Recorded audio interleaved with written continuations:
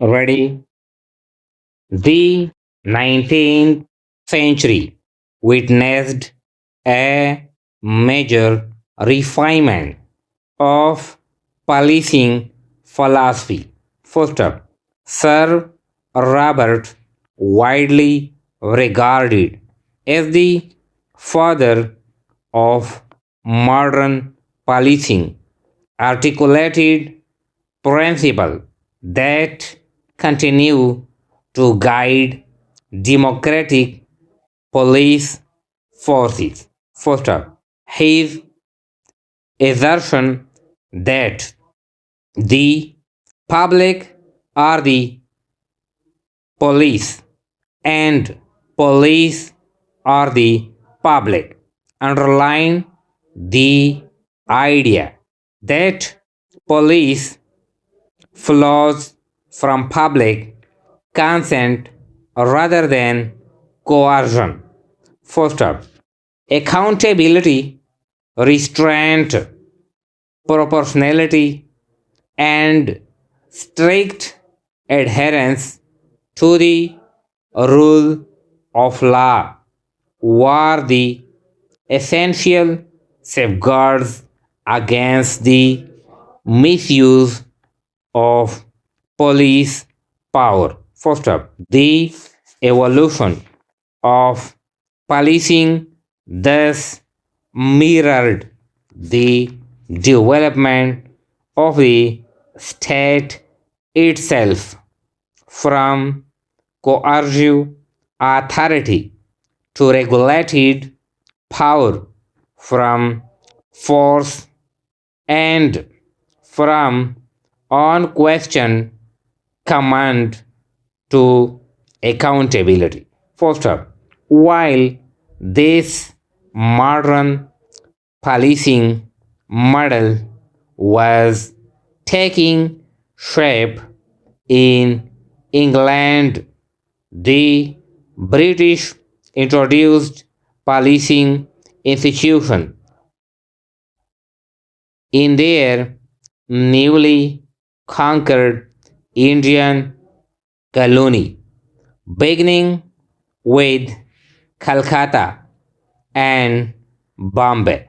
First up, the uprising of 1857, however, fundamentally altered the British priorities. First up, a centralized Irish style constabulary was established with the primary objective of control and maintaining order, largely indifferent to public rights.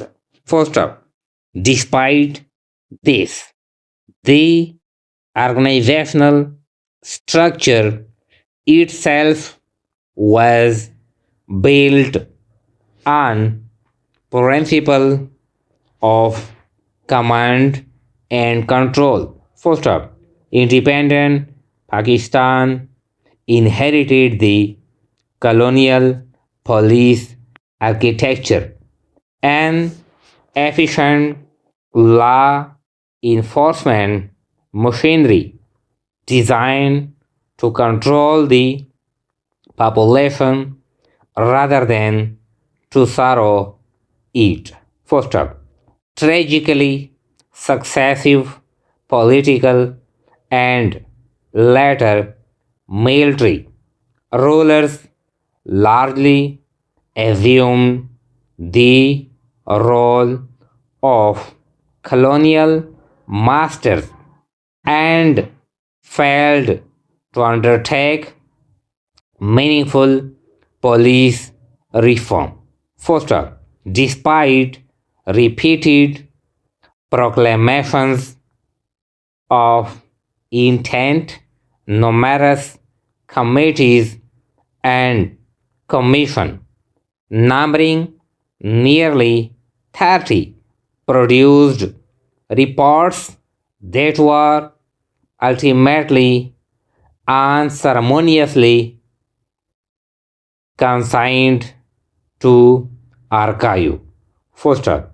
It was only in 2002 that a military ruler, during an initial phase of reformist enthusiasm, enacted a law intended to transform the police from an instrument of enforcement into a service oriented institution. First up, during the drafting of this law, it was recognized that police strength had expanded in an ad hoc manner to cope with rapid population growth and unplanned urbanization. Foster. The result was that police force with vast powers that was becoming increasingly difficult to manage and hold accountable. First up,